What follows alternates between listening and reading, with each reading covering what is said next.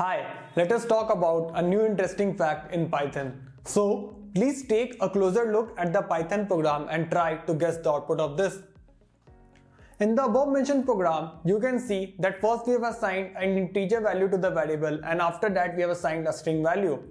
So, what will be the output of this? Those of us who are coming from C++ or Java background will guess the output of this program as an error, because in those languages, a same variable cannot be assigned an integer value as well as the string value. But do you know, when you run this program in Python, you will get the output as this. So the question arises that how is it actually working in Python? This is because in Python, the type is stored with the value and not with the variable. So we can see here that the variable is just acting as the reference to the location. So first the variable was referring to 10, which is the integer value, and after that it refers to GFG, which is the string value. So the variable doesn't have its own type information. This is how variables are in Python. Hope you enjoyed the video, and next video we will discuss another interesting fact.